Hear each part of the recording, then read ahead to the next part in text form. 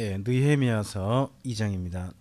원래 에스라서하고 느헤미야서는 지금 히브리 그러니까 유대 교회에서는요 한 권으로 되어 있습니다. 이 한 권으로 될 만한 이유가 있어요. 어, 에스라서하고 느헤미야서는요 총 합쳐 가지고 바벨론 포로 귀환기입니다. 그러니까 에스라서는 바벨론 포로 1차, 2차 기한입니다. 1차, 2차 기한. 그리고 느헤미야서는 3차 기한이에요. 그러니까 전체 합쳐서 바벨론 포로 귀환기라고 하는 한 역사서가 되잖아요. 그러니까 그런 부분이 충분하니까 원래 한 권일 수도 있는 겁니다. 근데 두 권으로 나눈 이유는요. 우리 개신교 두 권 나눈 이유는 이게 느헤미야서가 따로 한 권으로 돼 있어요. 그러니까 두 권이 한 권으로 묶여 있는 거예요. 에스라서라고 하는 권이 있고 그리고 느헤미야서라고 하는 한 권이 있는 거예요. 두 개를 합쳐가지고 합본을 만들었다는 거죠. 합본인데 그걸 합본인 걸 우리 기독교에서는 뭐 합본도 괜찮지만 따로 분리해서 보는 것도 괜찮겠다 싶어가지고 두 권으로 분리해서 지금까지 이 느헤미야서는 따로 분리되어 있습니다. 우리 지난 시간에 그 에스라서하고 느헤미야서 1장까지 일부러 했어요. 에스라 맨 끝에 에스라가 개혁을 하거든요. 어떻게 보면 성적인 굉장히 문제가 많아가지고 바벨론 포로 기한 공동체에 그 문제를 해결하고자 하는 개혁을 출발했죠. 근데 개혁을 출발했는데 그 출발한 결과가 어떻게 됐느냐는 느헤미야서 1장이거든요. 그러니까 느헤미야서 1장이 새로운 느헤미야서 1장이 아니라 어떻게 보면 개혁 역풍, 에스라의 개혁에 대한 역풍이 일어났다는 거죠. 크나큰 반발이 일어나가지고 개혁이 추진되지 않고 거꾸로 도리어 개혁이 지지부진하게 되고 에스라가 위기에 닥쳤다는 겁니다. 그래서 이때 정도에 제가 시편 3권 정도 한번 보실 수 있다 말씀드렸던 것 같습니다. 시편 117, 118, 119편. 지난 시간에 한번 말씀을 드렸어요. 그래서 그 시편 117, 118, 119편 가운데 특히 119편 같은 경우는 그 에스라가 그 느헤미야에게 도움을 청할 때까지 한 13년 가거든요. 근데 한 13년 동안 어떻게 견뎌냈는지 그가 어떤 위기 속에 있었고 또 얼마나 하나님 앞에서 정말 힘들었는지 하는 그 내용이 어떻게 보면 시편 119편에 담겨 있다는 거죠. 그래서 시편 119편 두 가지 기도 제목이 들어있다. 오직 주의 말씀에만 집중하고 있는 그게 하나 보이고 또 하나 기도 제목이 있는데 그게 뭐냐면 살려주세요. 시편 119편 한번 읽어보시면서 한번 잘 살펴보세요. 기도가 딱 두 가지예요. 하나는 하나님 말씀에만 더 집중하게 해주시옵소서. 그러니까 수많은 사람들의 이야기가 들려오는 거죠. 근데 그 모든 이야기에 흔들리지 않고 오직 주의 말씀에만 집중하게 해주시옵소서 하는 기도가 119편에 담겨 있고 또 하나 기도가 저 좀 도와주시옵소서. 도와달라는 말이 나중에 보니까 살려달라는 말이에요. 살려달라는 말. 그러면 에스라가 그때 얼마나 그 생명의 위험을 느끼고 있었는가 하는 것도 여기 에스라서하고 느헤미야서 사이에 있는 거죠. 그게 그 사이를 연결해 볼 만한 성경이 시편 119편이겠다 하고 말씀을 드렸습니다. 그리고 우리 느헤미야서 1장을 지난번 보셨습니다. 그래서 느헤미야 그 소식을 듣고 난 다음에 기도한 내용이 나왔죠. 거기에서 그 기슬로월 있죠. 1장 1절에 기슬로월. 기슬로월은 히브리 달력으로 9월입니다. 우리나라 달력으로 할 때는 더하기 3 정도 하셔야 됩니다. 더하기 3 정도 하셔야 되고 그리고 난 다음에 그러니까 기도를 시작한 게 기슬로월이 시작한 겁니다. 그리고 나서 2장 가보시면 다시 달력이 나와요. 우리는 2장부터 시작하겠습니다. 아닥사스다 왕 제20년 니산월에 왕 앞에 포도주가 있기로 내가 그 포도주를 왕에게 드렸는데 이전에는 내가 왕 앞에서 수심이 없었더니 자 이렇게 되어 있습니다. 여기에 니산월 있죠. 기슬루월 줄긋고 9월을 하셨죠. 그리고 여기 니산월 줄긋고 1월이라고 하십시오. 1월. 그래서 이스라엘 민족의 9월은요 우리나라로 말하면 11월에서 12월이에요. 우리나라로 하면 더하기 3을 하니까 11월에서 12월이 되거든요. 그리고 니산월은요 우리나라 달력으로 하면 3월에서 4월이에요. 그럼 기간이 얼마 기간 걸렸죠? 4개월. 그러니까 이분이 며칠 금식했다고 나오거든요. 1장에서. 근데 며칠이 얼마예요? 4개월. 4개월을 이렇게 이야기했다라고 한번 전에 말씀드린 적이 있어요. 이분들이 과장법, 가소법이 좀 심하다 하는 표현을 좀 말씀드린 적이 있습니다. 자, 그리고 또 한 가지 보셔야 할 것은 2장에서 금식을 했는데 왕 앞에서 금식하면 안 되겠죠. 금식했다고 하거든요, 자기가. 그럼 금식은 어디서 했겠어요? 집에서만. 집에서만 했겠죠. 그리고 왕과는요, 반드시 술자리를 같이 하는 친구거든요. 그러니까 왕과는 함께 반드시 먹어야 돼요. 그러니까 왕 앞에서 금식하면 안 됩니다. 왕 앞에서 금식했다가 왕이 의심해요. 제가 나한테만 먹이고 지는 안 먹는다. 쟤 뭐야? 이런 의심을 받을 수가 있어요. 이거 심각한 부분이 돼버립니다. 그래서 왕 앞에서는 전혀 수색도 가리지 않고, 그러니까 얼굴빛도 자기 근심빛도 드러내지 않고 그렇게 한 4개월을 기다리고 있었던 거죠. 이런 기회를. 그랬을 때 2장 2절입니다. 왕이 내게 이르시되 내가 병이 없거늘 어찌하여 얼굴에 수심이 있느냐 이는 필연 내 마음에 근심이 있음이로다 하더라. 왕이 술친구에게 너 뭔가 얼굴에 근심이 빛이 좀 달라 보인다 오늘따라, 그렇게 말을 하는 거예요. 자, 이 말이 걱정스러운, 친구를 걱정해 주는 말도 되지만요, 한편으로 보면요 왕은요 의심하는 말일 수도 있어요. 쉽게 말해서 우리나라에 그 기미상궁이라고 있죠. 그 왕이 음식 먹기 전에 반드시 먼저 은수저 같은 걸로 넣어보고 먹어보고 하는 그 상궁이 있었잖아요. 근데 상궁이 음식 먹기를 주저해봐요. 그 기미상궁이 왕 앞에서. 그 왕이 어떨까요? 그리고 또 음식을 먹으면서 얼굴빛이 어두워져. 그럼 왕이 무슨 생각하겠어요? 별별 생각을 다 하죠. 그죠? 그런 것처럼 왕이 가장 친한 친구지만 왕은 두 가지 마음일 수 있어요. 하나는 걱정하는 마음일 수, 또 하나는 의심하는 마음일 수 있단 말이죠. 근데 만약에 페르시아 황제가 자기를 의심한다 그러면 이 사람은 왕 그 폐하의 말 한마디에 죽임당할 수도 있어요. 그러니까 그 다음 절에 감정을 그렇게 표현하죠. 그때 내가 크게 두려워하여. 두려워할 만한 상황인 거예요, 지금요. 크게 두려워하여 왕께 대답하되 왕은 만세수를 하옵소서. 내 조상들의 묘실이 있는 성읍이 이제까지 황폐하고 성문이 불탔사오니 내가 어찌 얼굴에 수심이 없사오리까 하니. 그러니까 사실대로 말씀드렸어요. 이 말을 계속 하고 싶었을 거야 아마.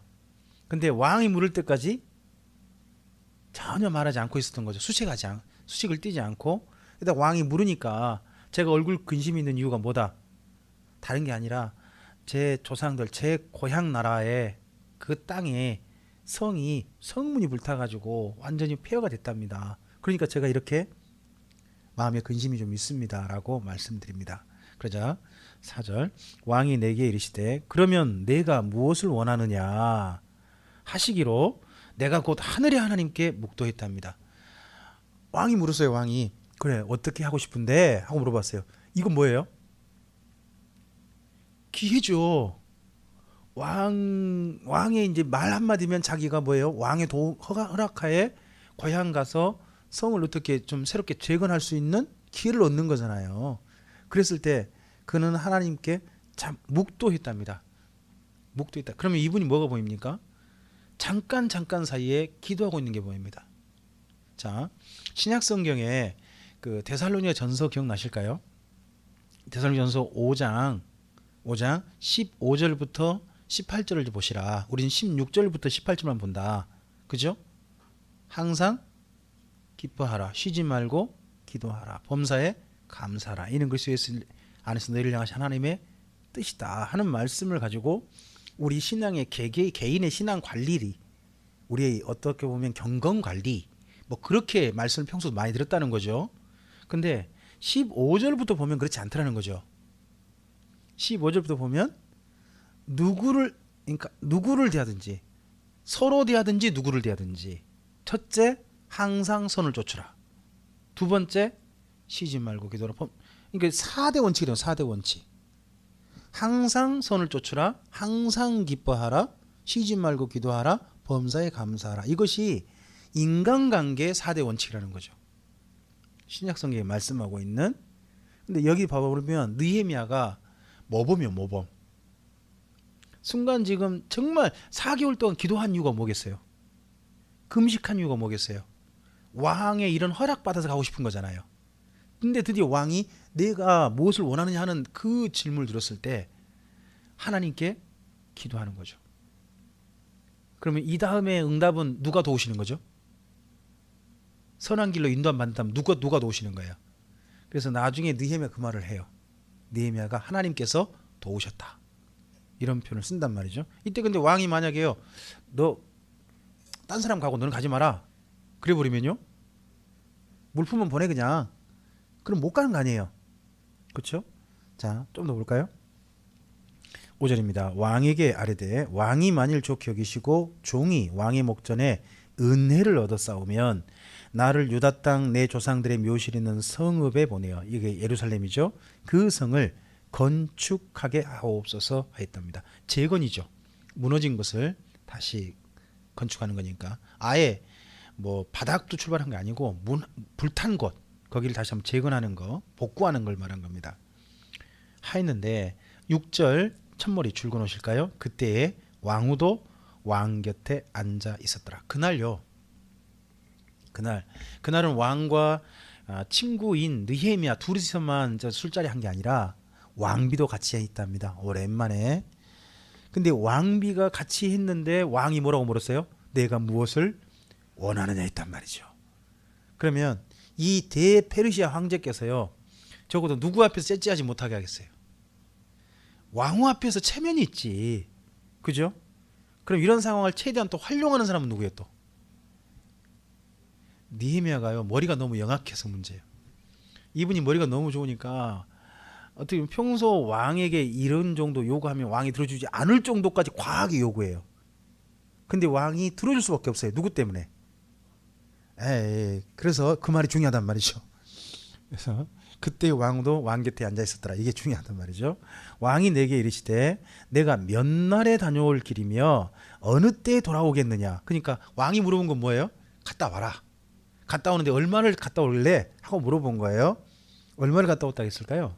그제 왕이 나를 보내시기를 좋게 여기시기로 기한을 누가 정했어요? 왕이 정한 게 아니라, 그럼 자기가 말한 대로 왕이 들어줬다는 거죠. 이게 12년입니다. 자, 이때 왕이 아닥사스다 왕 20년이라고 되어 있었죠. 12년 후면 그럼 왕이 재위 몇 년이 됩니까? 32년이 되죠. 옛날 왕들은 왕이 올라가면 보통 몇 년 정도 있을까요? 평균.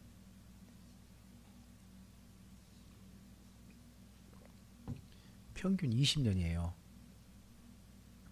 근데 12년 더 있다고 오겠대요. 그럼 왕 옆에서요, 왕하고 제일 친한 친구예요.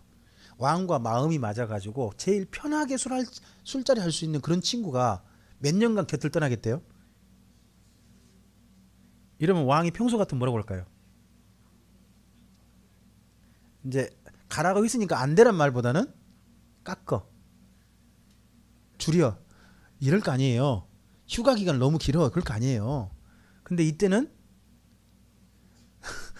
왕후가 옆에 있어가지고 누가 정한 대로, 느헤미야가 정한 대로 그들이 있다는 거죠. 자, 그래서 일단 기간 정했어요. 그러니까 나머지도 또 요구하게 됩니다. 요청을 드립니다. 7절 내가 또 왕에게 아뢰되 왕이 만일 좋게 여기시거든 강서쪽 총독들에게 내리시는 조서를 내게 주사 그들이 나를 용납하여 유다에 들어가기까지 통과하게 하시고. 그러면 최대한 빨리 들어가려는 거죠. 중간중간에 또 자꾸 저 조서 뭐 살펴보고 해가지고 정확하게 서류 검증해가지고 보내고 그러다 보면 지체되잖아요. 지체되지 않게 빨리빨리 갈 수 있도록 그걸 좀 해달라고 했고. 두 번째, 그 다음 세 번째입니다. 8절입니다. 또 왕의 살림 감독 아삽에게 조서를 내리사 그가 성전에 속한 영문의 문과 성곽과 내가 들어갈 집을 위하여 들보로 쓸 제목을 내게 주게 하옵소서 하매. 자, 세 번째 뭘 요구했습니까? 목재. 여기 예루살렘 땅의 가장 단점이 뭐냐? 가보면 알아요. 목재로 쓸만한 나무가 없어요. 그래서 레바논 백향목이라든지 헐몬산 근처 그런 데서 나무를 가져와야 되거든요. 근데 정식 페르시아 제국의 조국으로부터 뭘 공급받기를? 목재를 공급받기를 원한 거죠. 이게 또 허락된 것 같아요. 근데 거기에서 살림 감독 이름 잘 보세요. 살림 감독 이름이 아삽이에요. 그러면 히브리 사람이라는 이야기예요. 그러니까 이때 정도의 고위층에, 페르시아 제국의 고위층에 누가 지금 포진이 많이 돼 있는 거예요? 유대인들이 상당히 포진되어 있는 거죠. 앞서서 에스라가 왕의 법률 선생님 역할이었어요. 그 정도 역할이었습니다. 느헤미야가 왕의 술친구입니다. 그리고 아삽이란 분도 고위층, 국가의 총, 산림청 청장 이 정도가 아닙니까? 그런 정도의 그 직위에 다들 있습니다. 그럼 이때 굉장히 많은 분들이 그렇게 포진할 수 있는 이유가 누구겠느냐? 자, 이 아닥사스다 왕의 어머니가 누구죠? 아닥사스다 왕의 어머니 에스더잖아요. 그리고 아닥사스다 왕 이전에 나라의 총리가 누구예요? 모르드게. 그렇잖아요. 근데 그 영향력이 있는 것 같아요. 그 영향이 있다 보니까 이 고위층에 굉장히 많은 유대인이 포진돼 있는 거죠. 그래서 그에게 그걸 달라고 합니다. 그리고 구절을 줄거셔야 돼요. 네 번째 이게 요청된 거예요. 군대 장관과 마병을 보내어 나와 함께하게 하시고 줄거 놓으셔야 돼요. 3차 기한 중에 정말 중요한 게 뭐냐? 군대랑 함께 왔다는 거예요. 1차, 2차가요. 다들 돌아왔는데 문제는 뭐냐? 군대가 없어요. 군대가. 자기들을 스스로 지킬 힘이 없어요. 근데 이번에는요. 정식 군대가 가요. 군대를 끌고 가는 분이 누구? 그분이 여기 느헤미야인 거죠. 그래서 이 군대를 끌고 갔다는 부분은 반드시 줄거 놓으셔야 돼요.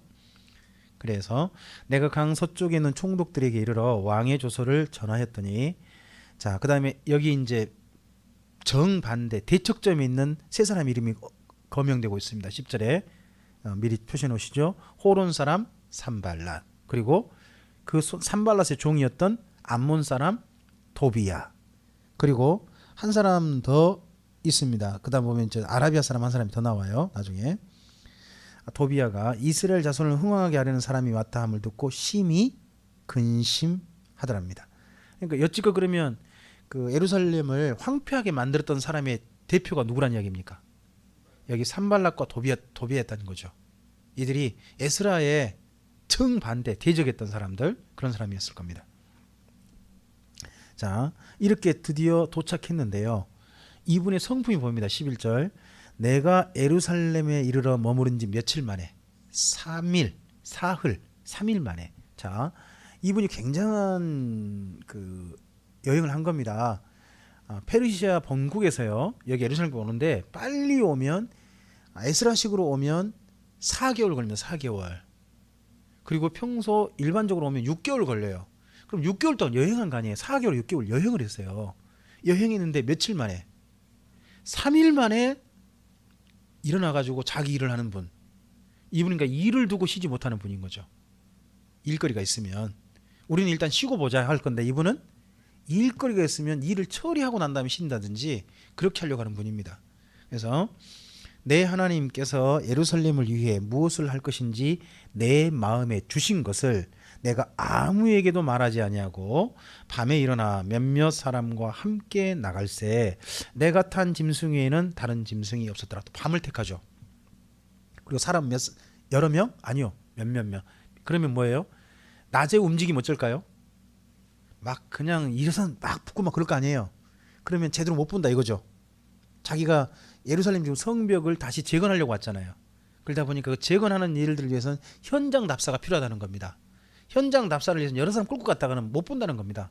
그러니까 극히 소수 제한된 인원, 그리고 자기가 활동을 마음껏 할 수 있는 어느 시간, 밤 시간, 이런 것도 택해서 가는 게 보입니다. 자, 그 밤에 골짜기 문으로 나가서 용정으로 분문에 이르는 동안에 보니, 분문은 똥 치우는 문입니다.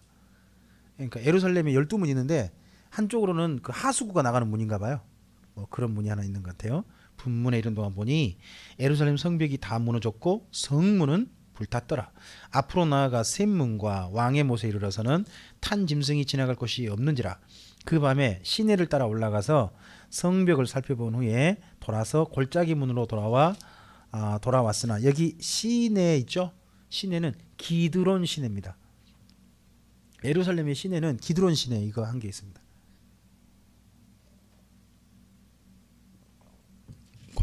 돌아왔으나 방백들은 내가 어디 갔었으며 무엇을 하였는지 알지 못하였고 나도 그 일을 유다 사람들에게나 제사장들에게나 귀족들에게나 방백들에게나 그 외에 일하는 자들에게 알리지 아니하다가 후에 그들에게 이르기를 우리가 당한 공경은 너희도 보고 있는 바라. 자, 며칠 있다가 이제 사람들 다 모은 거죠. 17절에 모아가지고 무슨 이야기 합니까? 우리가 현재 당하고 있는 공경, 지금 성문이 다 불타버리고 성벽이 다 허물어지고 이런 어려움, 밖에서 지금 마음껏 그 외세가 이 성을 출입하는데 막을 힘이 없는 그런 지경, 이거 너희도 충분히 알고 있는 바다 합니다. 예루살렘이 황폐하고 성문이 불탔으니 자, 예루살렘 성을 건축하여 다시 수치를 당하지 말자 하고 또 그들에게 하나님의 선한 손이 나를 도우신 일. 자, 자기의 그런 간증이죠. 언제 일일까요? 황제 앞에서 도움을 청했는데 그 모든 것이 순적하게 다 이루어져 가지고 여기까지 왔던 거 있지 않습니까? 그 모든 것이 어떻게 된 겁니까? 하나님의 선한 손이 나를 도우신 일과 또 왕이 내게 이른 말씀, 그러니까 왕의 조서 이런 거 전체를 다 했습니다. 그래서 이번 자기 귀환이 누구 허락이다? 페르시아 황제 허락이고 이번 왕의 또 이 성벽 재건도 누가 지금 명령하신 거다? 황제의 명령이다. 이런 것까지 전체를 다 이야기하는 겁니다. 그런 가운데서 자기가 그 하나님의 도우심을 입어서 왕으로부터 이 모든 일을 얻게 된 것에 대해서 이렇게 표현했죠. 하나님의 선한 손이 나를 도우셨다. 이 표현을 잘 쓰는 분은 에스라입니다. 에스라. 그죠? 이제 이후 봐서는 이분이 이 표현을 느헤미야도 잘 써요. 그러고 봐서는 느헤미야가 짐작되기로 에스라의 제자일 것이다 라고 짐작을 하는 겁니다. 에스라를 굉장히 존경하는 건 분명한 것 같습니다. 그분의 언어가 이 느헤미야에게 다 그대로 와요. 에스라의 언어가. 이제 이런 거 보면 좀 있죠. 우리도 보면 존경하는 분 언어를 나름 자기도 모르게 사용하고 있는 게 제법 많습니다. 저도 어디 뭐 문자 같은 거라든지 성도님들한테 문안하건다든지 교회에서 얘기할 때 하나님의 선한 손에 도우심이 함께 하시길 바랍니다. 이 표현을 저는 아주 즐겼습니다. 이제 그러면 노 목사님이 즐겨 쓰세요. 쓰니까 저도 그 표현이 또 너무 마음에 드는 거예요. 저도 그래서 자연스럽게 쓰게 됐어요. 근데 그런 것처럼 여기 느헤미야도 에스라가 즐겨 쓰는 표현을 이 느헤미야의 이름 뜻이 뭐죠? 하나님이 이루하신다잖아요. 여호와께서 이루하신다잖아요. 그럼 자기 이름대로 한다면 에스라가 자기 이름을 이용해 가지고 하나님께서 도우셨다 이렇게 쓴다면 이제 느헤미야는 자기도 그러면 하나님께서 이루하사 이렇게 쓸 수도 있는 거잖아요. 근데 그렇게 쓰지 않고 한결같이 하나님께서 선한 손으로 도우셨다. 이 표현을 잘 쓴다는 거죠. 자, 그래서 전하했더니 그들의 말이 일어나 건축하자 하고 모두 힘을 내어 이 선한 일을 하려 하며, 거기 이 선한 일을 하려 하며 줄거 놓으시죠. 어떤 일이 그럼 선한 일이죠? 성전 재건, 성벽 재건 있잖아요. 성전이 아니라 성벽 재건. 이게 뭐예요? 선한 일이라는 거죠. 그러니까 우리는 선한 일 그럼 뭐예요? 어떤 사람이 해주는 착한 일 그런 것만 생각하잖아요. 근데 그런 것만 아니라 우리가 지금 해야 할 일들이 있죠. 그 모든 일들이 다 선한 일인 거죠. 그러면요, 다르게 표현해 볼까요? 직장인은요, 직장 일을 열심히 하는 게 선한 일 하는 거예요. 학생들은 공부를 열심히 하는 게 선한 일 하는 거고요. 그러니까 선한 일의 개념을 있잖아요. 개념을 너무 국한시키지 마세요. 오늘 우리의 삶 속에서 우리가 현재 해야 될 일들 있잖아요. 그걸 성실하게 하는 것 자체가 어떤 일이다? 선한 일을 하고 있는 것이다. 선한 일에 열심히 하는 것이다. 하는 걸로 보시면 좋겠습니다. 자, 그 다음에 19절입니다. 이제 세 사람 이름 나오죠. 호론 사람 산발랏, 종이었던 암몬 사람 도비야, 거기 한 사람 더 아라비아 사람 게셈. 이 세 명은 줄거 놓으셔야 됩니다. 그러니까 느헤미야 정반대 대척점 있는 사람들이죠. 게셈이 이 말을 듣고 우리를 업신여기고 우리를 비웃어 이르되 너희가 하는 일이 무엇이냐, 너희가 왕을 배반하고자 하느냐 하기로 내가 그들에게 대답하여 이르되 하늘의 하나님이 우리를 형통하게 하시리니 그의 종들인 우리가 일어나 건축하려니와 오직 너희에게는 예루살렘에 아무 기업도 없고 권리도 없고 기억되는 바도 없다 하였느니라. 너희는 이 일에 빠져. 이런 식으로 전혀 간섭하지 마 하는 거죠. 이번에 그 평창 올림픽에 이 나라 저 나라 뭐 여러 나라 대통령이나 이런 분들이 오셨죠. 그런 가운데 일본에서 아베 총리가 왔더만요. 총리가 와서 우리나라 대통령에게 그걸 질문을 했더라고요. 왜 평창 올림픽이라고 한미 연합훈련을 안 하냐, 군사훈련 안 하냐 하니까 우리나라 대통령이 그런 이야기를 했어요. 남의 나라 내정을 그렇게 간섭하는 것은 곤란하다. 내정 간섭이다 한 거죠. 그 말은 외교상 아주 조금 애익해 준 겁니다. 그럼 뭔 말입니까? 가장 조금 직설적으로 표현해 볼까요? 그러던 것만에 당신은 빠져. 그런 말이거든요. 그 말이 여기도 말이에요. 그러니까 느헤미야와 예루살렘 사람들이 예루살렘 성벽을 건축하든가 말든가 누구는 빠져. 너는 상관없잖아. 이런 식으로 확실하게 선을 그어버립니다. 자, 그때 이제 각각이 일을 맡습니다. 3장은요. 이게 느헤미야가 얼마나 행정가인가 봅니다. 행정가. 일을 다 분담시켜 가지고 그러니까 성벽을 부분을 담당하게 해가지고 성벽 전체를 순식간에 함께 그냥 다 건축되게 만든 그런 방법을 씁니다. 자, 3장입니다. 그때에 대제사장 엘리야십이 그의 형제 제사장들과 함께 일어나 양문을 건축하여 성별하고 문짝을 달고 또 성벽을 건축하여 함메아 망대에서부터 하나넬 망대까지 성별했답니다. 자, 일부러 양문을 건축. 양문이 뭐죠? 양이 들어오는 문이 양이 들어오는 문. 그럼 어떤 양이 들어오겠어요? 제물을 드리는 양이 있잖아요. 그럼 거기는 누가 지휘한다는 거죠? 그래서 제사장 무리들 일부러, 그러니까 일의 시작을 일부러 누구부터 출발하니 났어요? 자, 이것도 또 잘 보셔야 돼요. 에스라서 느헤미야서 역대상하서를 보면 어디 중심이다? 성전 중심이다. 왜요? 왕이 없어요. 옛날 유다 왕조처럼 왕이 없어요. 왕은 없어요. 대신에 뭐가 있어요? 성전은 존재해요. 그러니까 어디 중심으로? 모든 일을 성전 중심 공동체로 모든 일을 다 해가요. 그러다 보니까 한결같이 보면 성전 중심 일이 항상 최우선시되고 그게 가장 먼저 나타나요. 그래서 2절입니다. 그 다음은 여리고 사람들이 건축하였고 그 다음은 이무리의 아들 삭굴이 건축하였으며 어문은 하스나의 자손들이 건축하여 그 들보를 얹고 문짝을 달고 자물쇠와 빗장을 갖추었고 물고기만 들어온 문도 있나 봐요. 어문이 물고기 문입니다. 물고기 문. 그 다음은 학고스의 손자 우리아의 아들 무레못이 중사였고 그 다음은 무세사벨의 손자 베레가의 아들 무술람이 중사였고 그 다음은 바하나의 아들 사독이 중사였고 그 다음은 두고 사람들이 중사했으나 그 귀족들은 그들의 주인들의 공사를 분담하지 아니하였으며 옛 문은 바세아의 아들 여야다와 부소디아의 아들 무술람이 중수하여 그 들보를 얹고 문짝을 달고 자물쇠와 빗장을 갖추었고 그 다음은 기브온 사람 물야다와 메로노 사람 야돈이 강서쪽 총독의 관할에 속한 기브온 사람들 곧 미스바 사람들과 더불어 중수하였고 그 다음은 금장색 할헤야의 아들 우시엘이 중수하였고 금장색이 뭐죠? 금을 가공하는 금으로 여러 개 뭐 기구를 만들어내는 그런 사람이죠.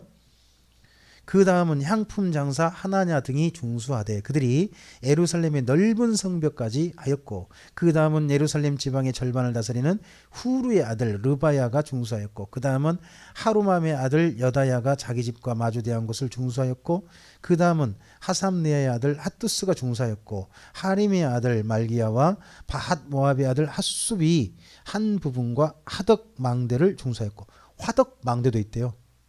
화덕이 뭐죠? 우리나라는 좀 화덕이 좀 그런가요?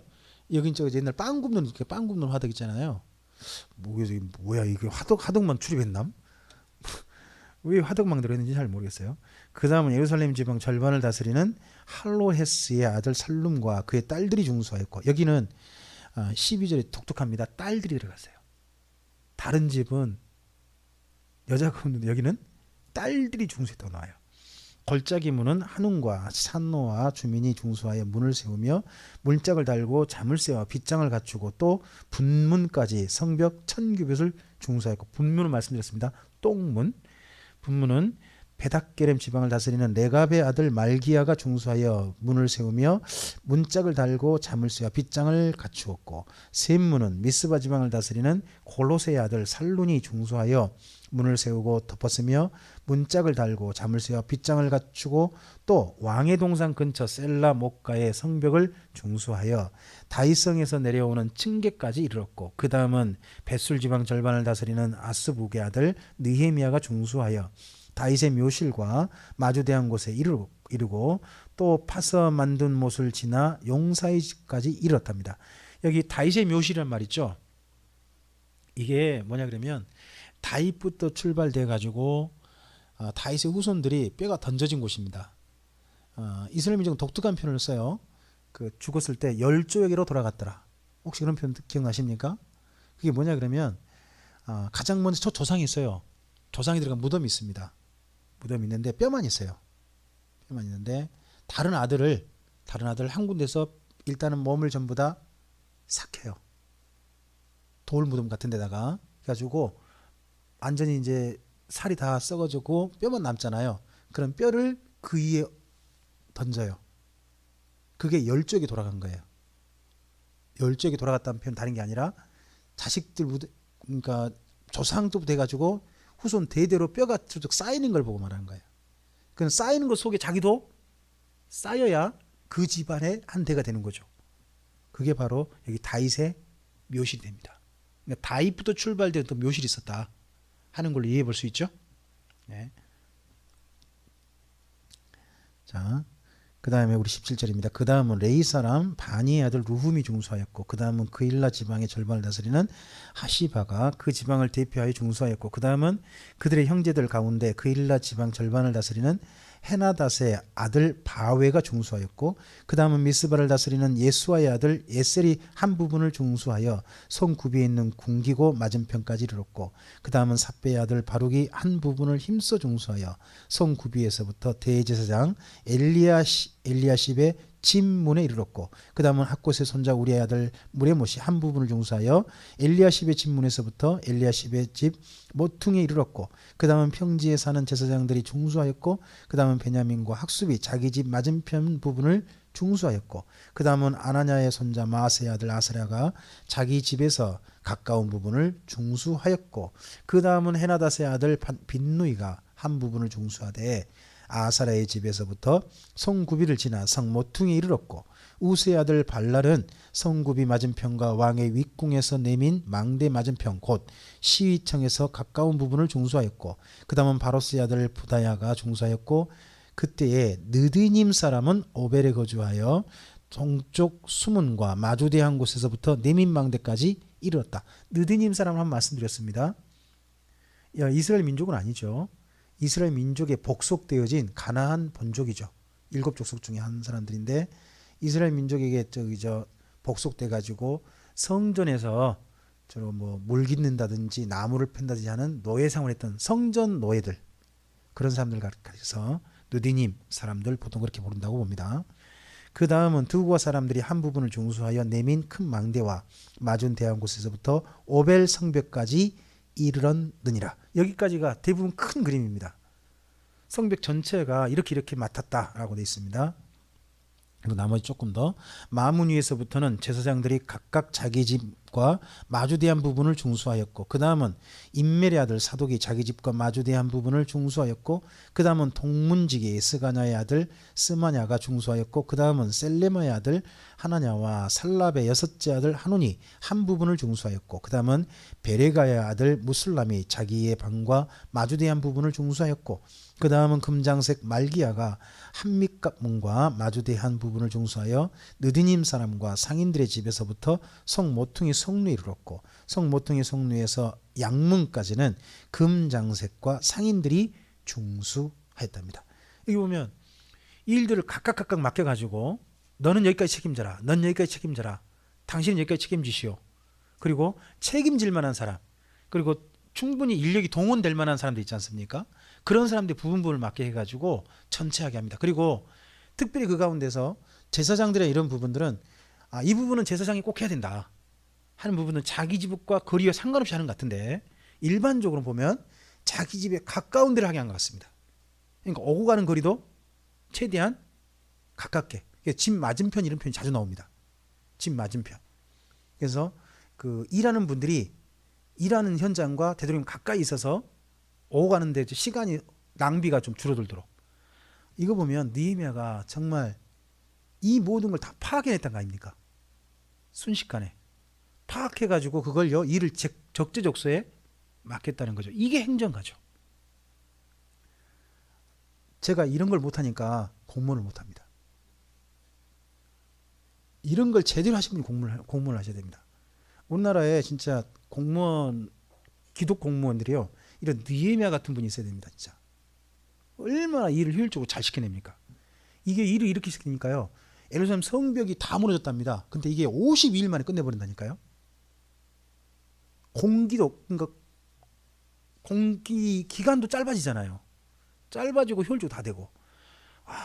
정말 대단한 능력이 이분이 보입니다. 자, 이렇게 하니까 이게 순식간 일이 진행되니까 당연히 방해가 오죠. 4장. 산발랏이 우리가 성을 건축한다함을 듣고 크게 분노하여 유다 사람들을 비웃으며 자기 형제들과 2절에서 줄거 놓으셔야 할 부분이 있어요. 사마리아 군대 앞에서. 사마리아 군대 앞에서 있죠. 4장 2절. 그러면 산발랏과 함께 있는 사람들이 누구란 이야기예요? 사마리아 사람들. 그럼 예루살렘의 성벽을 허물어버리고 성문을 불태우고 했던 사람들이 누구란 이야기예요? 사마리아 사람들. 그러니까 이스라엘 민족이 이 이후에요, 사마리아 사람들과 상종도 안 하는 거예요. 언제까지? 언제까지? 예수님 때까지. 그럼 몇 년 정도 지난 거죠? 이때부터 그 다음에 예수님 때까지 몇 년 정도 지난 거예요?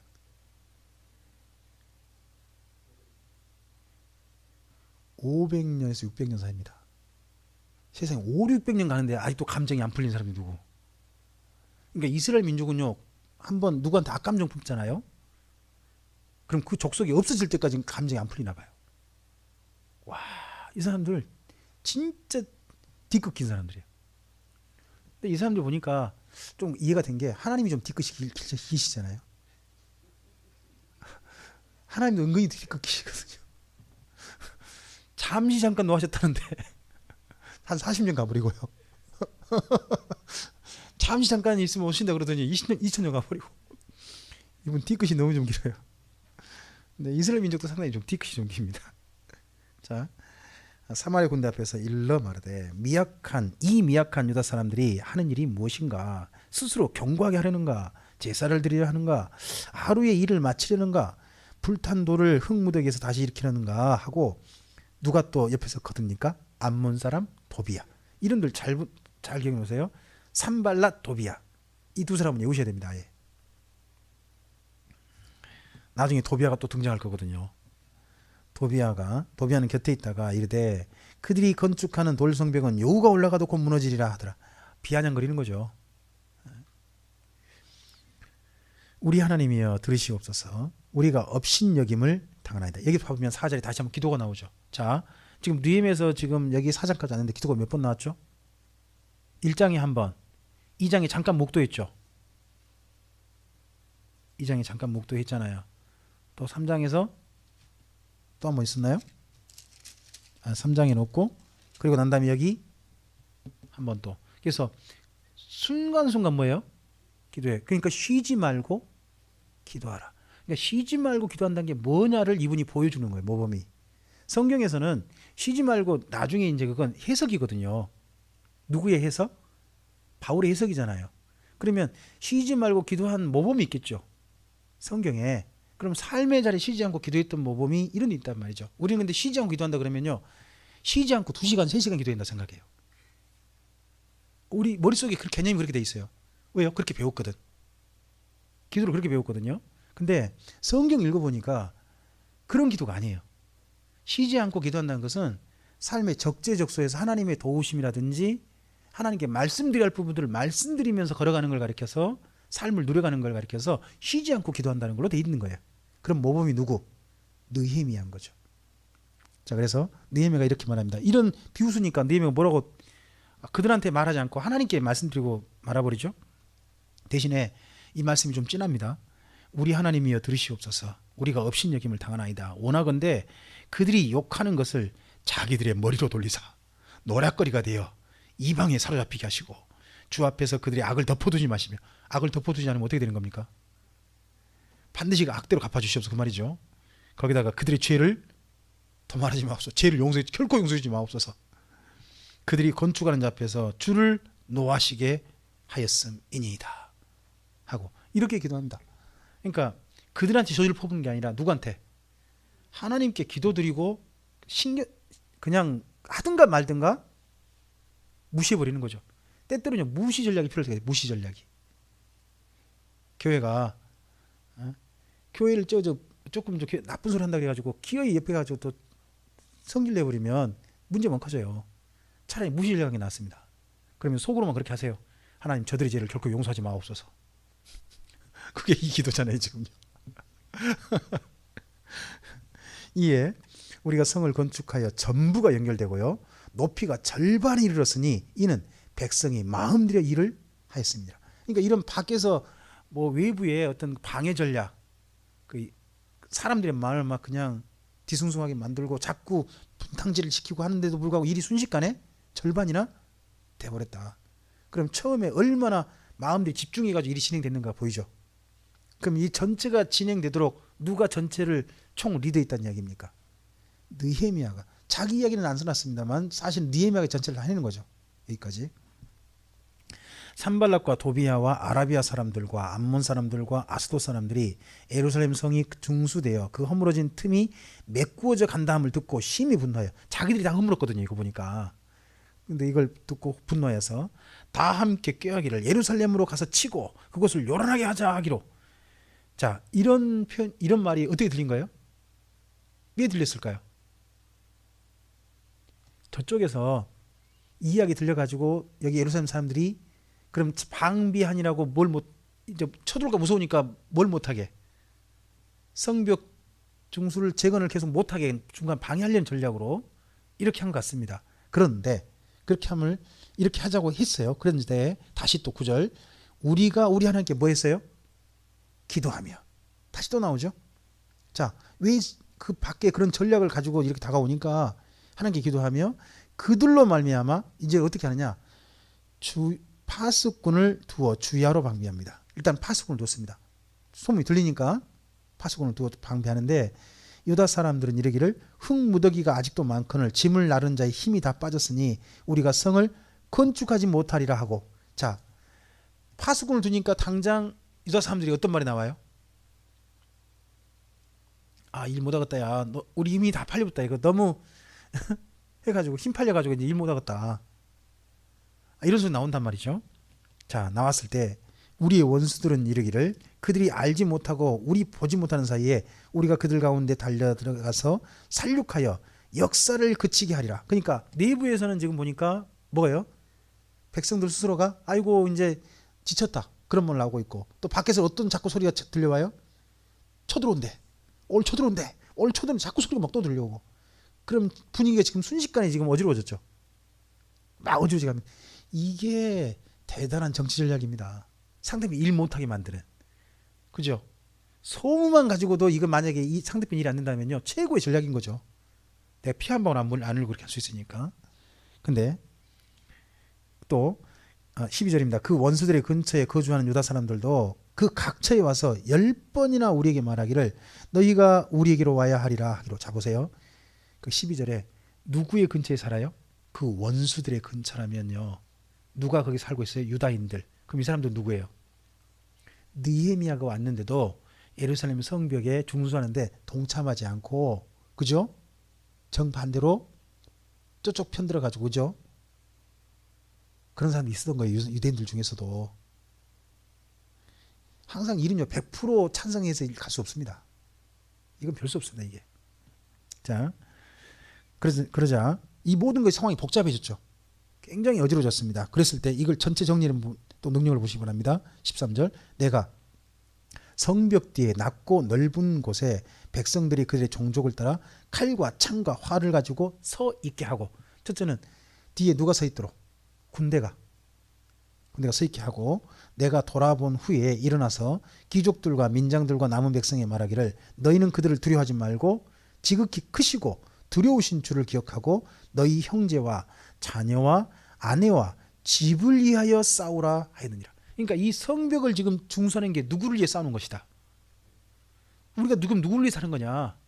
우리의 사랑하는 가족들을 지금 지켜내기 위해서 하는 거다 하는 쪽으로 해가지고 전체 마음을 모아냅니다. 그러니까 두려워하는 사람들, 남자들이 와서 일하고 있잖아요. 근데 남자들이 지금 누구를 위해서 일하는 겁니까? 그러면 당신들의 가족, 당신들이 일한 것이 결국 당신의 가족을 지키는 것이 된다 하는 것에 대해서 이야기합니다. 아니 성벽이 쌓여 가족이 지켜지죠. 그 안에서 보호가 받으니까. 자, 그러니까 15절 보세요. 15절 이 표현이 앞에 있는 표현과 연결해 보면 보이죠? 우리 대적이 우리가 그들의 의도를 눈치챘다 함을 들었다. 의도가 뭐예요? 이런 소문 들리고 안에서 소문 들리고 그리고 또 유대인들 동원해 가지고 뭐예요? 일이 안 되게 하려고 했다는 거죠. 그죠? 직접 쳐들어온 건 없고 쳐들어오진 않았어요. 하지만 일이 안 되게 하려고 했어요. 근데 그 의도를 누가 철저히 이거 느헤미야가 따르지 않고 다시 힘을 모아가지고 일을 하게 만들었단 말이죠. 그러니까 하나님이 그들의 꾀를 피하셨으므로 우리가 다 성에 돌아와서 각각 일했습니다. 그러니까 저들 안 쳐들어온다. 그러니까 뭐 하자 우리 계속 성 쌓자. 그때로부터 내수와 절반은 일을 하고요.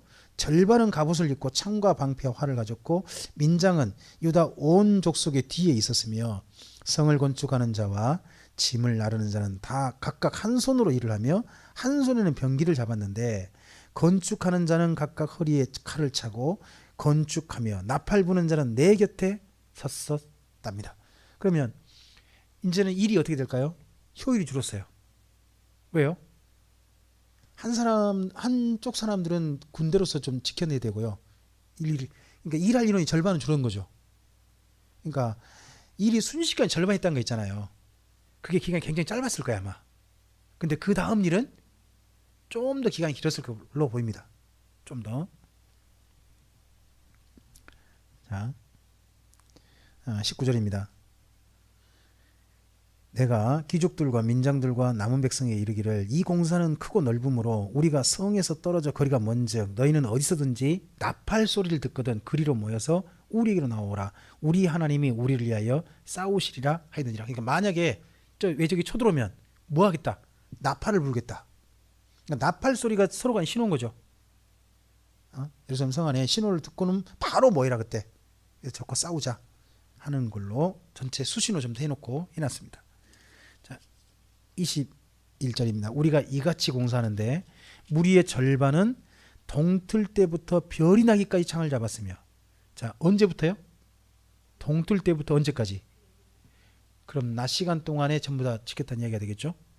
그리고 그때에 내가 또 백성에게 말하기를 사람마다 그 종자와 함께 예루살렘 안에서 잘지니 밤에는 우리를 위하여 파수하겠고 낮에는 일하리라 하고. 자, 모든 일한 사람들이 그전에는 그 예루살렘 밖에 사는 사람도 많았거든요. 근데 이제는 어디서 와서 전부 다 자라? 예루살렘 성 안에 자라. 철저히 이제 다 보호하는 그런 것도 해놓고요. 23절입니다. 나나 내 형제들이나 종자들이나 나를 따라 파수하는 사람들이나 우리가 다 우리 옷을 벗지 아니하였으며 물을 기르러 나갈 때도 각각 병기를 잡았답니다. 그러면 옷을 벗지 않았단 말은 뭐 말일까요? 작업복이나 아니면 갑옷 이런 걸 그대로 입은 상태로 자기도 하고 그렇게 하고. 이걸 목사님들이 따라서 하시더라고요. 그죠? 뭐 심지어 주무실 때 양복을 입고 딱 넥타이 바로 여기 해놓고 그렇게 주무신 분도 있다고 그러더라고요. 저는 그런 목사님들 전 별로 그렇게 안 봅니다. 잠잘 땐 편하게 자야 됩니다.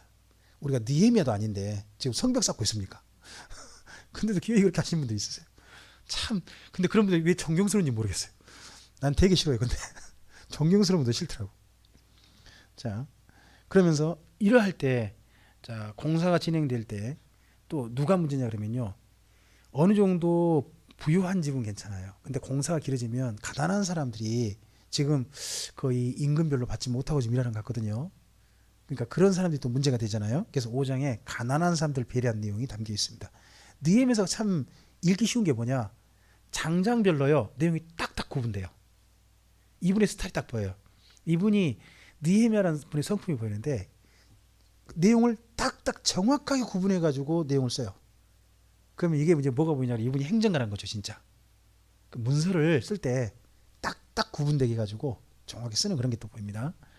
5장입니다. 그때에 백성들이 그들의 아내와 함께 크게 부르짖어 그들의 형제인 유다 사람들을 원망하는데 어떤 사람은 말하기를 우리와 우리 자녀가 많으니 양식을 얻어 먹고 살아야 하겠다 하고, 어떤 사람은 말하기를 우리가 밭과 포도원과 집이라도 저당 잡히고 이 흉년에 곡식을 얻자 하고, 어떤 사람은 말하기를 우리는 밭과 포도원으로 돈을 빚내서 왕에게 세금을 바쳤도다. 우리 육체도 우리 형제의 육체와 같고 우리 자녀도 그들의 자녀와 같거늘 이제 우리 자녀를 종으로 파는도다. 우리 딸 중에 벌써 종된 자가 있고 우리의 밭과 포도원이 이미 남의 것이 되었으나 우리에게는 아무런 힘이 없도다 하더라. 자, 이런 틈에요. 이 공사하고 이 어려운 틈에 누구만 배불러요? 있는 사람. 그리고 없는 사람은요? 굶고 있고 뿐만 아니라 살려고 자식들을 종으로 파는 일까지 있었던 것 같아요. 그러니까 옛날이나 지금이나요, 항상 빈익빈 부익부의 문제는 항상 문제입니다.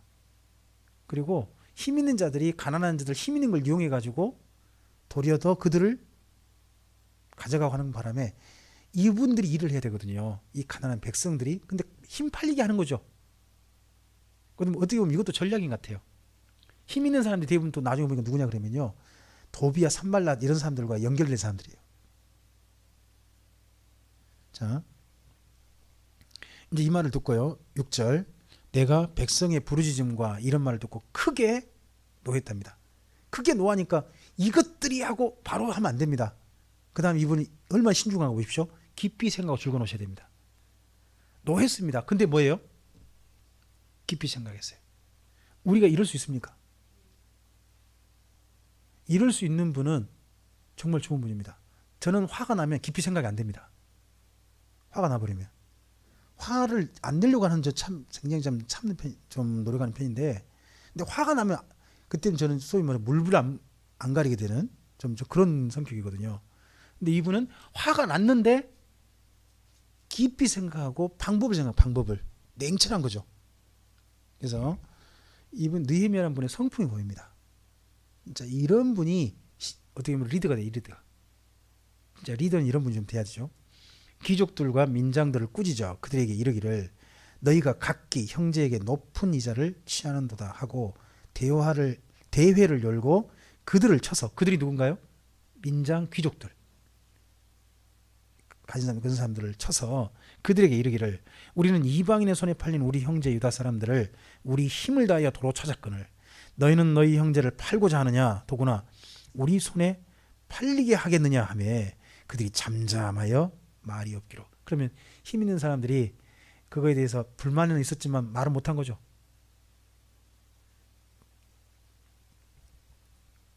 내가 또 이르기를 너희의 소행이 좋지 못하도다. 우리의 대적 이방 사람의 비방을 생각하고 우리 하나님을 경외하는 가운데 행할 것이 아니냐.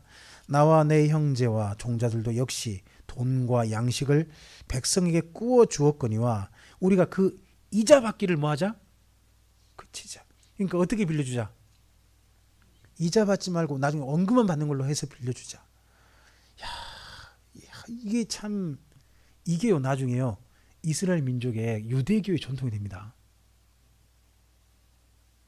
유대인들이요 이방인에게는 고리대금. 근데 유대인들끼리는요 그냥 빌려주는 겁니다. 이런 전통을 이때, 그러니까 그냥 그들이 만든 게 아니고 이때 느헤미야서 에스라서 이런 부분들이 있잖아요. 그걸 가지고 자기들 전통을 만든다니까요. 좀 저는 유대교라는 종교에 대해서 별로 좋아하지는 않습니다만은 이런 작은 부분 하나 가지고 자기들 실천적인 부분들을 실제 만들어 가지고 그걸 실천하도록 하는 부분들 있잖아요. 좀 생각해 볼 만한 부분이라고 봅니다. 자, 그런즉 너희는 그들에게 오늘이라도 그들의 밭과 포도원과 감람원과 집이며 너희가 꾸어준 돈이나 양식이나 새 포도주나 기름의 100분의 1을 돌려보내라 하였더니 그들이 말하기를 우리가 당신의 말씀대로 행하여 돌려보내고 그들에게 아무것도 요구하지 아니하리이다 하기로 내가 제사장들을 불러 그들에게 그 말대로 행하겠다고 맹세하겠습니다. 이 말을 갖다가 누구 앞에서 다시 한번 하게 합니까? 제사장들 불러서 맹세했다는 거 누구한테 맹세하게 한 겁니까? 하나님께. 너 그 말대로 해. 누구한테 맹세해? 하나님께 맹세해. 이거 다 시켜놨습니다. 이거 보면 참 대단한 분이죠. 그래 놓고 난 다음에 13절 나중에 신약성경에 이런 표현 나오죠. 내가 옷자락을 털며, 혹시 이런 분 기억나십니까? 어디가 먼지를 턴다 그런 게 있죠. 발에 먼지를, 신발에 먼지를 턴다 그런 표현이 있잖아요. 내가 옷자락을 털며 이르기를 이 말대로 행하지 아니하는 자는 모두 하나님이 이같이 그 집과 사람에서 뭐할지라 털어버릴지라. 너 하나님한테 떨어져 나갈 줄 알아라. 안 했다가는 그는 곧 이렇게 털려서 빈손이 될지로 다음에 회중이 다 뭐 해야 돼요? 이 말을 듣고 아멘을 해야 돼요. 참 그 느헤미야가 얼마나 강직한 분이고 참 요즘식으로 표현해 볼게요. 카리스마가 있는가 보입니다. 대단합니다. 아멘하고 여호와를 찬송하고 백성이 그 말한 대로 행하였답니다. 자, 이렇게 해서 이제 가난한 백성의 문제를 전부 다 처리해 줍니다. 처리해 주고 난 다음에 여기까지는 전체 백성들 부분이죠. 그걸 뭘 이야기하느냐? 자기는 어떻게 모범을 보였느냐를 이야기합니다. 자기의 모범. 또한 유다 땅 총독으로 세움을 받은 때 곧 아닥사스다 왕 제20년부터 제32년까지 몇 년 동안 줄거 놓으시죠. 이분이 총독 생활 몇 년 하신 거예요? 12년 했다. 그러니까 기한을 정했다고 나왔지 않습니까? 이 장에서 기한이 몇 년이었다? 12년이었다. 우리 알 수 있죠. 나와 내 형제들이 총독의 녹을 먹지 않았다. 그러면 총독이 월급을 받지 않았다는 거죠. 자, 몇 년 동안요? 12년 동안 총독의 월급을 안 받고 어떻게 살아요? 느헤미야는 살았거든요. 그럼 잘 생각해 보세요. 느헤미야가 총독으로 오기 전에 어떤 상태란 이야기예요? 12년 동안 총독의 월급을 받지 않고 백성들에게 베풀어줘도 남는 사람이란 말이죠. 그 정도로 재산을 어디서 축적했다는 거죠? 페르시아 본국에서 이미 축적하고 온 거예요. 왔으니까 자기 여기 와서 기꺼이? 전혀. 총독은 뭐 하냐 그러면요, 일반 백성에게 세금을 받아 자기 월급을 받는 거거든요. 근데 유대인 전체에게 뭐예요? 세금을 받지? 총독을 위한 월급 세금을 받지 않았다는 거죠. 이분 정말 대단하죠. 이제 이것이요, 나중에 바울에게 저는 자비량의 모범이었다고 봅니다. 자기가 전체 비용을 다 충당해가지고 그 지역 주민에게 부담이 되지 않도록 했던 방법. 그래서 바울은 이걸 어떻게 적용했냐 그러면 자기가 개척한 교회에게는 성도들이 목회자의 어떤 그 생활비 때문에 힘들지 않도록 자기가 최선을 다해서 기본적인 생활을 좀 감당한다 하는 게 바울의 전반기, 그러니까 로마 연금 이전에 그가 했던 그 모습이었지 않습니까? 그런 것이 여러 데서 저는 있었다고 좀 봅니다. 자, 15절입니다. 비교합니다. 나보다 먼저 있었던 총독들은 백성에게서 양식과 포도주와 또 은 40세겔을 그들에게서 빼앗았다. 이거 참 표현이 그렇죠. 또한 그들의 종자들도 백성을 압제하였으나 나는 하나님을 경외함으로 이같이 행하지 아니하고 도리어 이 성벽 공사에 힘을 다하며 뭘 사지 아니했다? 그거 줄거 놓으셔야 돼요. 땅을 사지 않았다.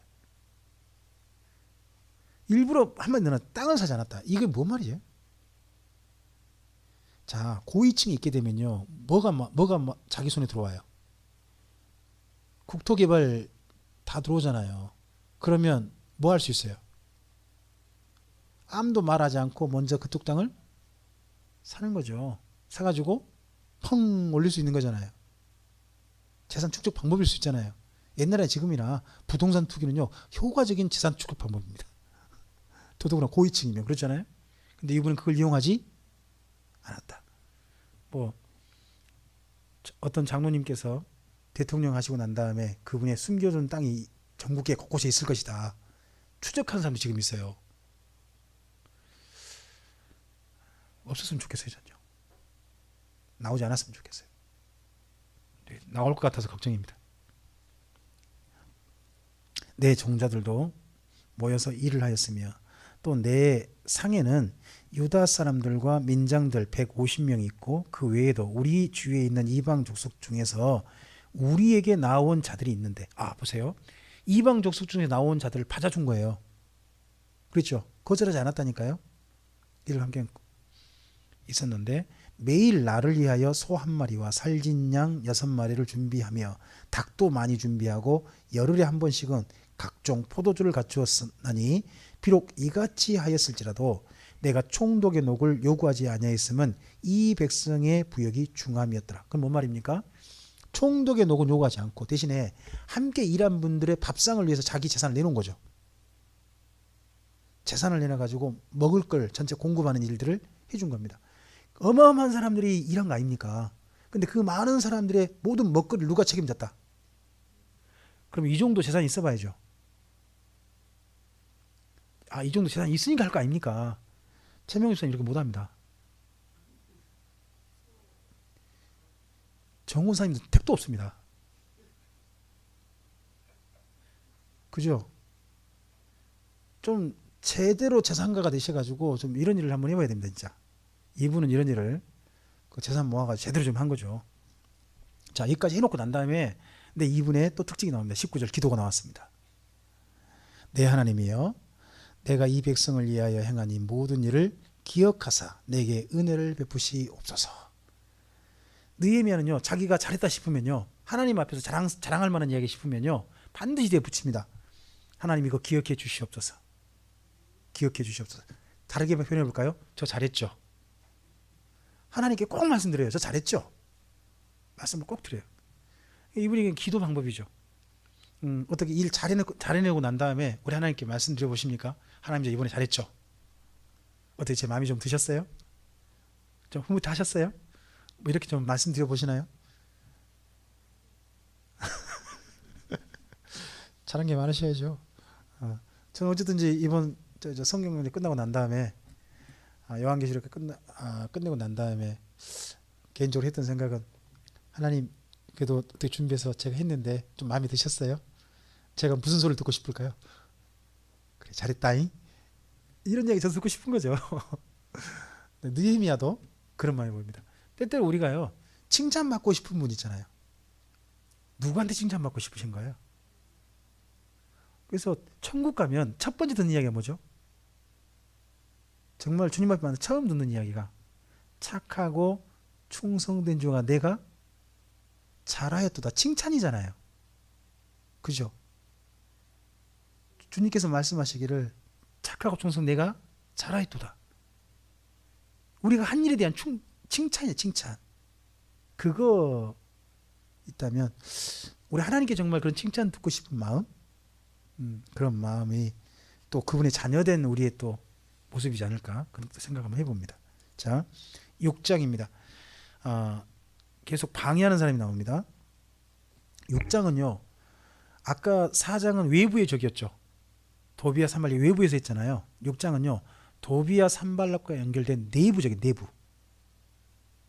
문제는요 외부의 적보다 더 큰 문제는 뭐냐, 내부에서 적이 일어날 때, 분란이 일어날 때, 내분이 일어날 때 문제거든요. 6장입니다. 산발락과 도비아와 아라비아 사람 겟셈과 그 나머지 우리들의 원수들이 우리가 성벽을 건축하여 허물어진 틈을 남기지 아니했다 함을 들었는데 그때는 내가 아직 성문에 문짝을 달지 못한 때였더라. 그럼 거의 끝난 겁니다. 이제 산발락과 겟셈이 내게 사람을 보내어 이르기를 오라 우리가 오노 평지 한 촌에서 서로 만나자 하니 실상은 나를 해하고자 함이었더라. 그러니까 왔으면 어떻게 되는 거예요? 암살하려고 몰래 오라고 했던 것 같습니다. 내가 곧 그들에게 사자를 보내어 이르기를 내가 이제 큰 역사를 하니 내려가지 못하겠노라 어찌하여 역사를 중지하게 하고 너희에게로 내려가겠느냐 하매 그들이 4번이나 이같이 내게 사람을 보내되 나는 똑같이 대답했답니다. 그러면 자꾸 만나자 한 거죠. 어쨌든 느헤미야 이 사람 한 사람 죽여버리려고 했던 것 같습니다. 산발랏이 5번째는 그 종자의 손에 봉하지 않는 편지를 들려 내게 보냈답니다. 그럼 그 앞전은 편지를 봉했다는 거죠. 어떻게 봉했을까요? 편지를 봉했다. 봉하는 방법. 여러분은 어떻게 하시겠어요? 편지 봉헌하는 방법.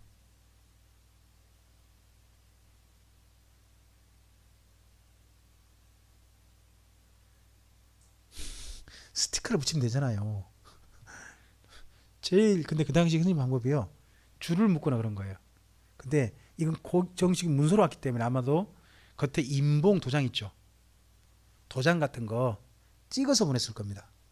찍어가지고 누가 이거 누구만 줄 수 있도록 편지 당사자가 그 도장 그 찍힌 부분을 뜯어야 볼 수 있도록 그게 인봉된 걸 거거든요.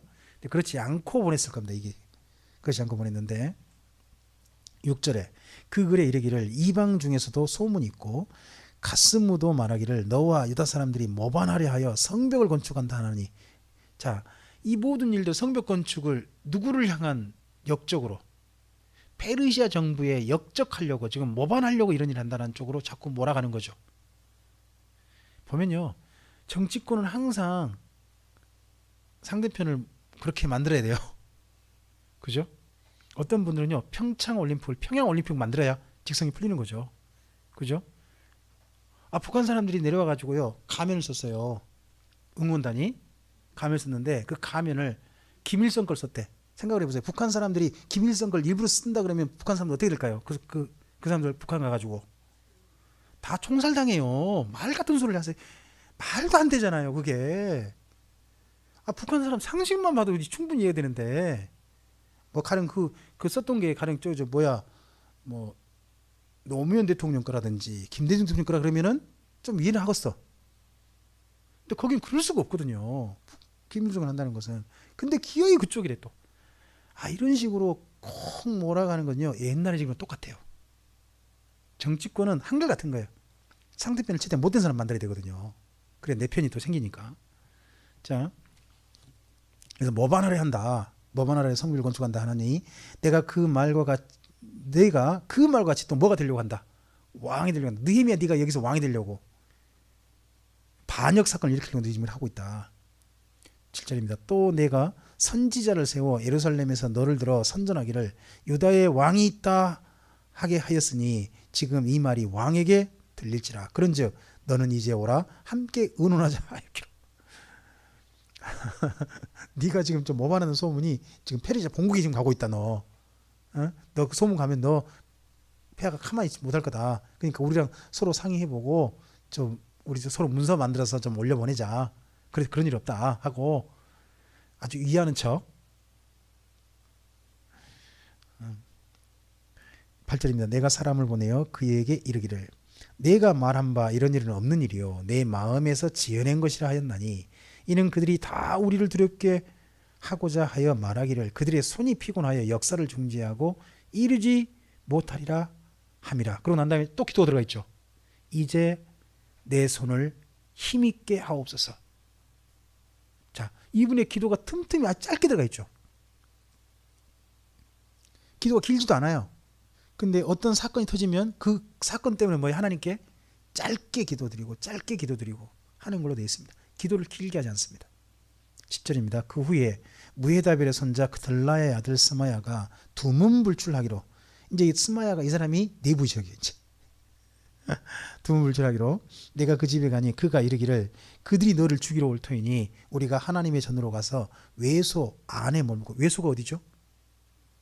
성소 중에 어디? 그러니까 성전 안에 성소와 지성소 있잖아요.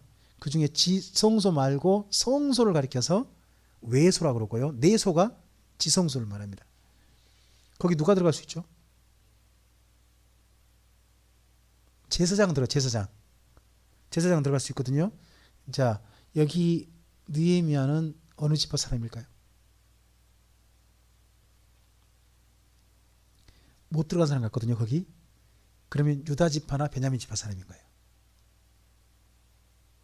이 사람은 거기 못 들어가요.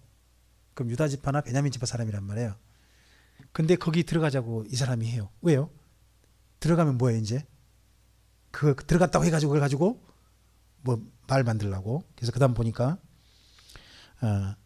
11절 그래서 내가 이르기를 나 같은 자가 어찌 도망하여 나 같은 몸이면 누가 외소에 들어가서 생명을 보존하겠느냐. 나는 들어가지 않겠노라. 난 죽는다 할지라도 거긴 들어갈 수가 없다. 맨 처음에는 이거 스마야 이 사람 말을 듣고 아주 그냥 진실하게 믿었던 것 같죠. 그냥 자기를 위한 이야기로. 근데 그렇게 하고 난 다음에 12절에 깨달은즉 그는 하나님께서 보내신 바가 아니라, 그러면요 이 말을 누가 보내신 것처럼 했다는 거죠? 스마야가? 그럼 스마야가 누구란 이야기입니까? 그 당시 포로 귀환 공동체의 선지자예요. 선지자 중 한 사람이에요. 그럼 이 사람이 뭐예요? 지금 거짓 선지자라는 이야기 아니에요. 거짓 선지자가 뭐냐? 하나님께 보내지 않았는데 이 사람 죽이려고 누구한테 돈 받고 산발라 쪽 그쪽한테 뭐 받고서는 이 말을 해주는 거예요 지금요. 그래서 그다음 그렇게 있죠. 깨달은 이제 그는 하나님께서 보내신 바가 아니라 도비야와 산발라에게 뇌물을 받고 내게 뭘 했다고요? 예언을 했다고 되어 있습니다. 그 당시에 포로 귀환 공동체의 상당한 고위층들이요 외부의 적들과 내통하고 있었다는 게 보여요. 그것도 누구도 종교인들, 제사장 계급뿐만 아니라 예언자들도 그러고 있었다 되어 있습니다. 그들이 뇌물을 준 까닭은 나를 두렵게 하고 이렇게 함으로 범죄하게 하고 악한 말을 지어 나를 비방해. 그러니까 느헤미야가 외소에 들어갔단다. 이 말을 갖다가 이제 펑펑펑 퍼뜨리려고 그죠? 악한 말을 지으려고 하려고 했다는 거죠. 그러자 이 모든 걸 깨닫고 난 다음에 다시 14절 기도 붙어 있죠. 내 하나님이여 도비야와 산발락과 그다음 또 잘 보세요. 몇 사람이 이제 네이버적 나옵니다. 여선지 노야다가 있고요. 그 남은 선지자들, 그럼 스마야 같은 사람들이 있겠죠. 그럼 한두 사람이 아니었다는 얘기 아닙니까? 선지자들 곧 나를 두렵게 하고자 한 자들의 소행을 기억하옵소서 하였노라. 그러면 상당히 많은 선지자로서 역할을 하는 분들이 이때 느헤미야의 정반대 산발락과 도비야 이쪽 편에 섰다는 이야기가 됩니다. 참 옛날 지금이나 다 목회자는 세 가지 약하대요. 목회자가 혹시 뭐에 조심해야 한다는 거 목사님 아시죠? 네. 세 가지거든요. 항상 돈, 여자, 명예. 근데 보니까 옛날도 똑같아요. 성경 속 인물도 똑같아. 다 거기에 약해요. 다 거기에 약해요. 어쨌든지 느헤미야가 마지막 한 기도가 좀 무섭죠. 그의 행사를 다 뭐 해달라고요? 기억해 주시옵소서 합니다. 자, 그리고 15절 줄 그어놓으시죠. 성벽 역사가 52일 만인 엘루월 25일에 끝났다. 52일 만에 시작한 지 어마어마한 얼마나 효율적인 공사를 진행했는가, 그런 이런 방해 속에서도 하는 게 보여집니다. 이게 바로 느헤미야의 능력입니다. 이런 행정가가 우리나라 제대로 있어야죠. 우리의 모든 대적과 주위에 있는 이방 족속들이 이를 듣고 다 두려워하여 크게 낙담하였으니 그들이 우리 하나님께서 이 역사를 이루신 것을 알미니라. 아, 이거 사람 힘으로 된 거 아니다. 52일만 저렇게 된 걸 봐서 누가 도왔다? 제가 분명히 이제 신이 도왔다. 저거 이런 걸 이것까지 인정되게 만든 정도로 어마어마한 사역이었다는 거죠. 또한 그때에 유다의 귀족들이 여러 번 도비야에게 편지하였고 도비야의 편지도 그들에게 이르렀으니 도비야는 아라의 아들 스가냐의 사니가 되었고 도비야의 아들 여호하난도 베레가의 아들 무슬람의 딸을 아내로 맞이하였으므로 유다에서 그와 동맹한 자가 많았다. 이 많았다는 사람이 전부 다 고위층일 거라고요. 시시한층 사람들 아니에요. 그들이 도비야의 뭐를 선행, 도비야 괜찮은 사람이라고 선행을 내 앞에서 말하고 내 말도 그에게 전하며 도비야가 내게 편지하여 나를 두렵게 하고자 하였다. 내부에 적이 있었다. 내부의 적인데 주로 누구였다? 고위층 쪽 사람들이 많았다 하는 걸로 이야기되어 있습니다. 자, 오늘 7장까지 보겠습니다. 성벽이 건축됨에 문짝을 달고 문지기와 노래하는 자들과 레위 사람들을 세운 후에 내 아우 하나니와 영문의 관원 하나냐가 함께 예루살렘을 다스리게 하였는데 하나냐는 충성스러운 사람이요 하나님을 경외함이 무리 중에서 뛰어난 자라. 내가 그들에게 이르기를 해가 높이 뜨기 전에는 예루살렘 성문을 열지 말고 아직 파수할 때가 곧 문을 닫고 문빗장을 지르며 또 예루살렘 주민이 각각 자기가 지키는 곳에서 파수하되 자기 집 맞은편을 지키게 하라 하였노니 그 성읍은 광대하고 그 주민은 적으며 가옥은 미처 건축하지 못하였습니다. 자, 한 가지 아셔야 할 게 있습니다. 성 안에는요 밭 같은 게 없어요. 성 안에는 집들 이런 것만 있어요. 그러면 일자리는 어디 있을까요? 성 밖에 있는 거예요. 주로 이스라엘 민족의 일자리는 그 목축을 하거나 아니면 밭 같은 걸 하는 거잖아요. 그러면 나가는 거죠. 그건 별 수 없이 나가서 일을 해야 됩니다. 근데 전체 내부는 그래서 예루살렘 성 안에는 밭 같은 게 애초에 없다. 한 성을 가지고 성을 그렇게 생각하셔야 됩니다. 이제 5절부터 그때 돌아온 사람들 전체를 총 정리합니다. 숫자 이제 예루살렘에서 그렇게 이제 성벽 중수된 그 성 안에 살았던 사람을 전체 정리해 줍니다. 내 하나님이 내 마음을 감동하사 귀족들과 민장들과 백성을 모아 그 계보대로 등록하게 하심으로 내가 처음으로 돌아온 자의 계보를 얻었는데, 처음으로 돌아온 자라면 1차 포로 귀한 자죠. 거기에 기록된 것을 보면 이적에 바벨론 왕 느부갓네살에게 사로잡혀갔던 자들 중에서 노임을 받고 예루살렘과 유다에 돌아와 각기 자기들의 성읍에 이른 자들, 곧 첫째 수룹바벨 아시죠? 수룹바벨, 그리고 대제사장 예수와 수룹바벨과 예수아와 느헤미야와 아사랴와 라하мя와 나하마니와 모르드게와 빌상과 미스베렉과 비그웨와 느훔과 바나와 함께 나온 이스라엘 백성의 명수가 이러하니라. 바로스 자손이 2172명이요 스바데아 자손이 372명이요 아라 자손이 652명이요 아바함 모압 자손 곧 예수아와 요압 자손이 2818명이요 엘람 자손이 1254명이요 사투 자손이 845명이요 삭게 자손이 760명이요 빈누이 자손이 648명이요 부베 자손이 628명이요 아스갓 자손이 2322명이요 아도니감 자손이 667명이요 비그의 자손이 2067명이요 아딘 자손이 655명이요 아델 자손 곧 히스기야 자손이 98명이요 하숨 자손이 328명이요 베세 자손이 324명이요 하립 자손이 112명이요 기브온 사람이 95명이요 베들레헴과 누도바 사람이 188명이요 아나돗 사람이 128명이요 아나돗이 어디죠? 아나돗이 아론의 직계 가문들만 살았던 제사장 가문 그 마을입니다. 그래서 아나돗 출신이 에레미야입니까? 에레미야 힐기야 아들 에레미야 그 사람이 좀 아나돗 출신이 됩니다.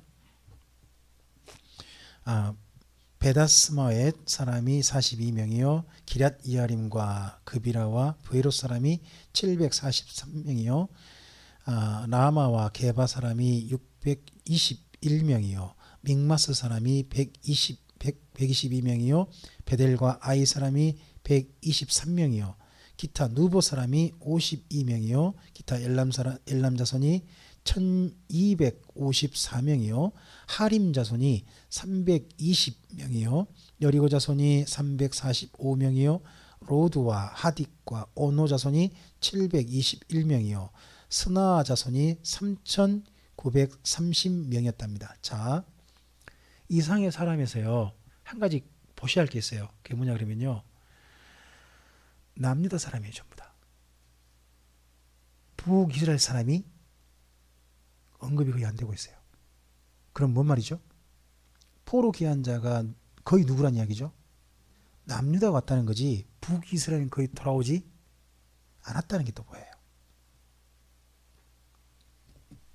39절입니다. 제사장들은 예수와의 집 여다야의 자손이 973명이요 임멜 자손이 1052명이요 밧수울 자손이 1247명이요 하림 자손이 1017명이었답니다. 하림이 그쪽 하림이라고요? 네. 익산 하림이라고요? 네. 참 걱정스러웠는데 걱정대로 돼버렸네. 좀 더 잘하시라고 좀 하십시오. 레이 사람들은 호디야 자손 곧 예수아와 간미엘 자손이 74명이요 노래하는 자들은 아삽 자손이 148명이요 문지기들은 살룸 자손과 아델 자손과 달문 자손과 악굽 자손과 하디다 자손과 소베 자손이 모두 138명이었느니라. 느디님 사람들은 시하 자손과 아수바 자손과 딥바오 자손과 게로스 자손과 시하 자손과 바돈 자손과 르바나 자손과 하가바 자손과 살메 자손과 하난 자손과 기텔 자손과 가할 자손과 르아야 자손과 르신 자손과 르고다 자손과 갓삼 자손과 우사 자손과 바세아 자손과 베세 자손과 무님 자손과 느비스심 자손과 박북 자손과 하그바 자손과 할훌 자손과 바슬릿 자손과 무히다 자손과 하르사 자손과 바르고스 자손과 시스라 자손과 데마 자손과 느시아 자손과 하디바 자손이었느니라. 느디님은 이스라엘 본족이 아닌 가나안 7족속 중에 그 사람들로 보통 그렇게 알려져 있습니다.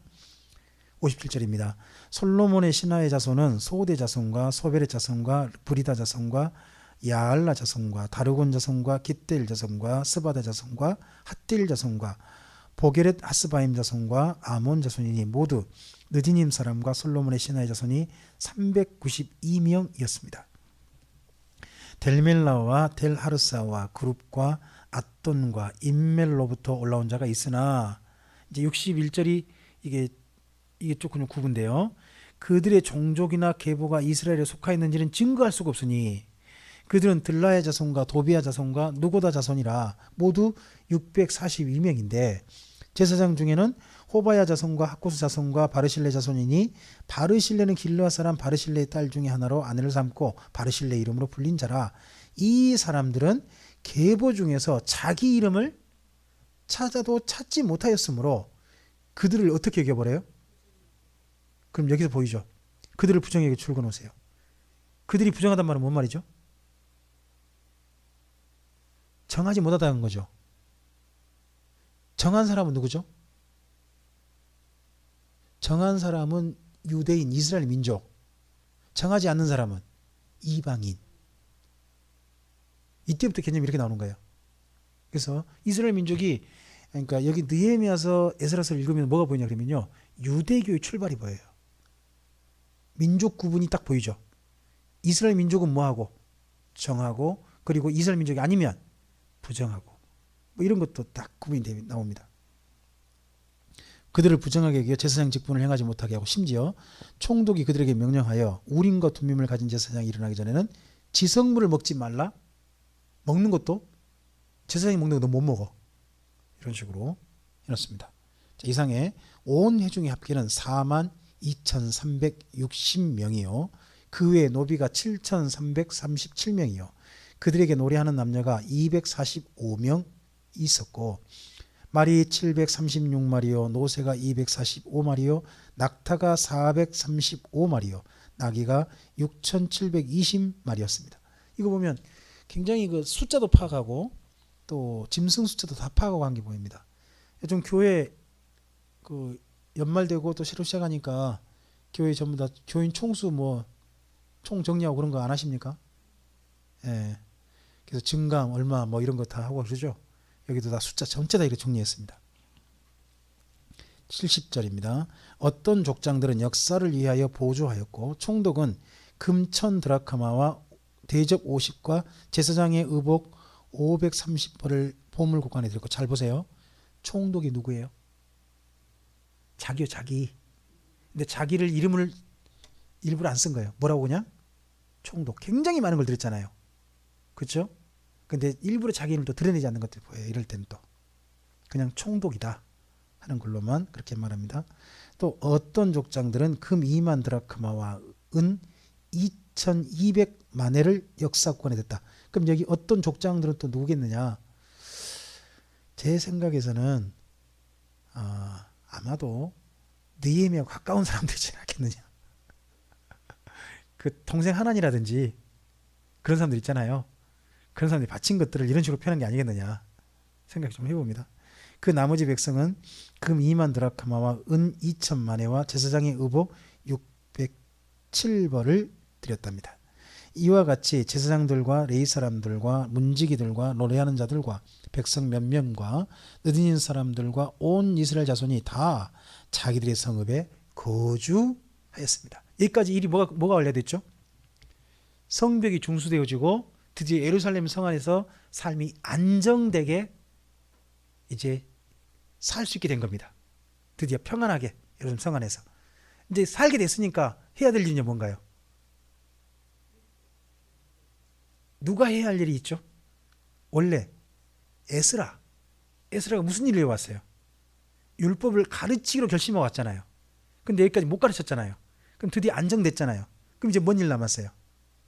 예, 그래서 다음 시간에 율법을 가르치는 일로 가는 겁니다.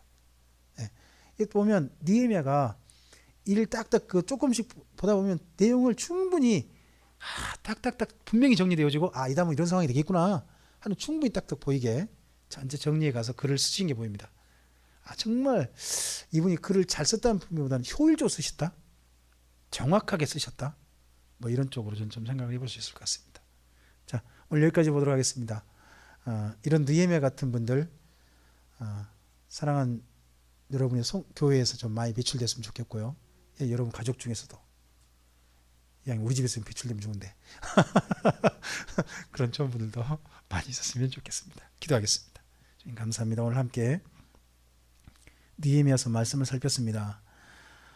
이렇게 좋은 분을 하나님을 정말 신실하게 사랑하고 자기 민족을 사랑하고 그리고 자기가 너무나 많은 걸 누릴 수 있는 그런 자리도 자기 민족을 위해서 기꺼이 내려놓고 시골 한직 아무도 알아주지 않고 다른 사람들 보기에 팽당했다고 할 만한 그런 자리까지 기꺼이 가서 더더구나 12년이라고 하는 어마어마한 시간을 자기 민족을 위해 돈 한 푼 받지 않고 도리어 자기 돈을 써가면서 그렇게 일하는 느헤미야를 봅니다.